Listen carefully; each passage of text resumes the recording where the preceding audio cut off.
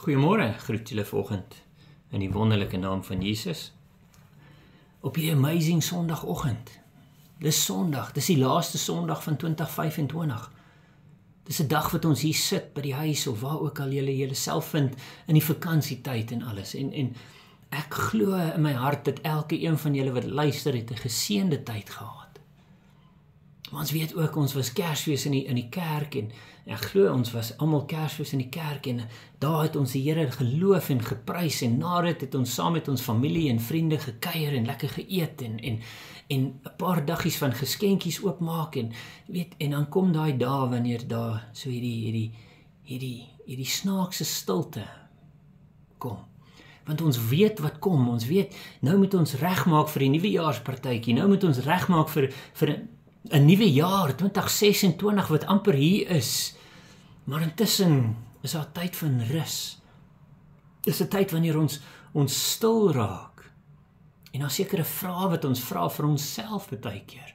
Maar kom ons lees in die storie wat ek die voorreg gehad het om met ons gemeente te deel op die 25ste Desember hierdie jaar en ek wil dit graag met julle deel want in daai oomblik vind ons onsself in 'n posisie waar ons beloftes maak. En ons weet dan later, ja, daar's gevolge as gevolg van ons beloftes, nê. Hoeveel van ons sit daar so vandag en ons sê, ja, ons het soveel dinge hierdie jaar beloof aan iemand, aan 'n persoon, of ons familielid, of ons vrou, of ons man, of kinders, of wie ook al, het ons daai beloftes nagekom. En ons lees die storie hierso is Lukas 1, hy sê in die 6de maand en is vanaf vers 28 en die engel het by haar, Maria, binnengekom en gesê, wees gegroet, begenadigde, die Here is met jou, geseënd is jy onder die vroue. En toe sy hom sien, was sy baie ontsteld oor sy woord en sy het daaroor nagedink wat hierdie groet tog kan beteken. En die engel sê vir haar, moenie vrees nie Maria, want jy het genade by God gevind. En ek sê dit vir jou vandag, jy het genade by God gevind.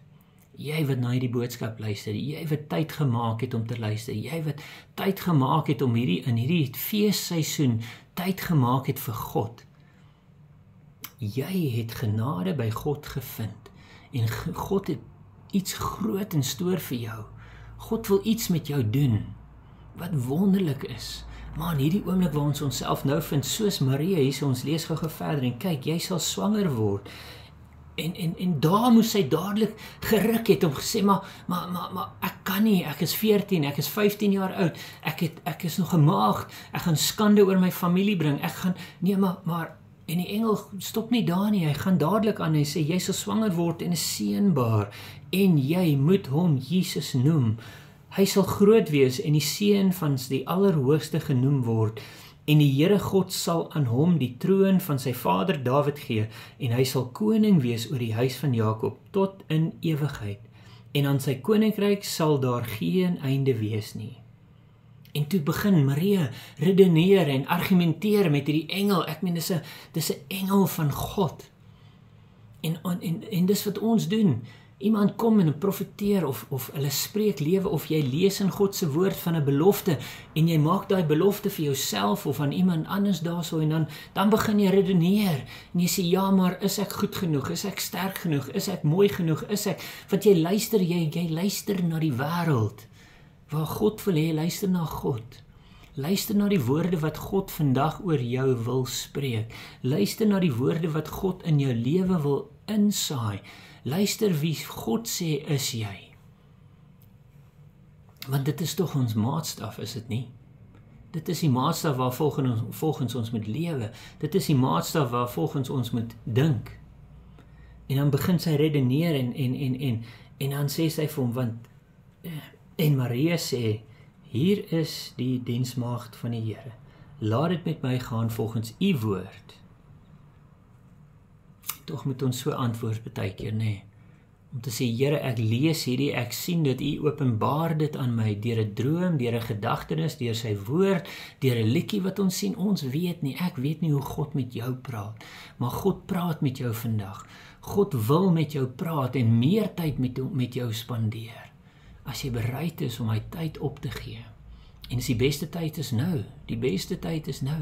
En ek kan nou vir jou sê, as ons dink aan ons menslikheid, in daai oomblik waar daar so baie gedagtes in Maria se kop ingegaan het en deurgegaan het, en so baie emosies en alles, toe sy daar uitstap of daar wakker word, was haar woorde seker, Here, wat het nou gebeur? Here, wat het ek aan U beloof? Here, maar die skande wat oor my familie gaan kom, Here, wat nou? Wat nou? Ek het hierdie belofte gemaak, wat nou? En sy dadelik gaan hardloop na familielid toe. Familielid, hoekom? Want God het daar ook vir haar gewys om te sê, gaan na jou naaste toe, gaan na iemand toe wat deur dieselfde situasie gaan, amper as jy, en gaan soek daar so daai familieband, tot jy reg is om weer terug te gaan na Josef toe, en dan weet ons, hulle is uit en hulle is terug huis toe, na Josef se geboortestad toe, want daar het hulle mos die sensus in, toe hoor ons van Herodes wat moes kom, en hy het gesê, al die kinders onder die ouderdom van 4 of 5 jaar oud moet doodgemaak word, en die engel sê vir hulle, daar moet julle dadelik julle goed vat en vlug, en ek meen, is net een ding, na die ander ding, so die emosies is op en af, en dit is presies waardeur ons onsself nou vind, nee. Die engele het gekom en vir die herders gesê, daar is vir julle die verlosser gebore, gaan en aanbid hom, en daai herders het dadelik alles gelos en afgegaan, en daai babietjie aanbid. Ek meen dan ewe skielik sit Maria en Josef daar, en hulle moes dink, wat gaan nou hierso aan? En hulle het weer eens daai woorde wat God aan hulle gesê het, wat God aan hulle beloof het hulle dit gesien in wording word. Nou kom hulle daar so en toe sê die engel weer eens vir hulle, julle kan nou teruggaan. En hulle het teruggegaan. En daar lees ons daar so wat die besnydenis en die voorstelling van Jesus, en hulle deur die normale dinge gegaan. Deur die normale dinge, want hulle het niks weggehou, hulle het geweet, God is by hulle. Hulle het geweet, hierdie kind is God geopenbaar in die vlees. Dis Immanuel, God met ons. Maar tog is daar dinge wat hulle moes doen as mense, as inwoners van 'n land. En ons lees daar so Lukas 2 sê, en toe die 8 dae vervul was, dat hulle die kindjie sou besny, het hulle hom Jesus genoem, die naam wat deur die engel gegee is voor sy ontvangenis in die moederskoot, en nadat die dae van haar reiniging volgens die wet van Moses vervul was, het hulle hom na Jerusalem gebring om hom aan die Here voor te stel, soos geskrywe is in die wet van die Here. Elke manlike kind wat die moederskoot open, sal heilig vir die Here genoem word, en om die offer te gee volgens wat gesê is in die wet van die Here, 'n paar tortelduwe of 2 jong duwe. En dan lees ons van Simeon en Anna wat daar is, en ons lees daarso hoe Josef en Maria die kind laat deurbring die normale dinge van die lewe. Jesus van sy geboorte af, 100% mens, het groot geword volgens die wette van die land. Hy was gehoorsaam aan die wette van die land, hy was gehoorsaam aan sy ouers, hy was gehoorsaam en hy het die dinge gedoen wat hy moes doen. Maar hy is geoffer aan God. En dis die ding wat die Here met ons wil deel en met ons wil los op hierdie Kerstyd waar so ons sit hier so tussenin Kersfees en Nuwejaarsdag en ons seker van ons het beloftes gemaak, ons het Kersdiens toe gegaan en in ons harte en in ons gees het ons daai beloftes gemaak aan die Here om te sê, Here, ek sal meer so wees en ek sal dit doen en ek sal dit doen, en dalk het ons om die feesmaaltyd saam met familie gesit en terwyl ons geskenkies oopmaak en lekker geëet en van ons het seker ook 'n glasie wyn of iets gedrink en die tonge was los en alles, het ons beloftes aan mekaar gemaak. En dan vra ek jou, is jy bereid om die prys te betaal om seker te maak, jy gaan nie terug op daai beloftes nie.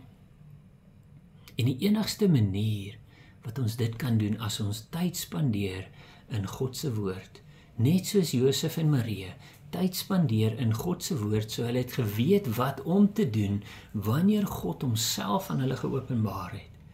Hulle het geweet wat hulle moes doen.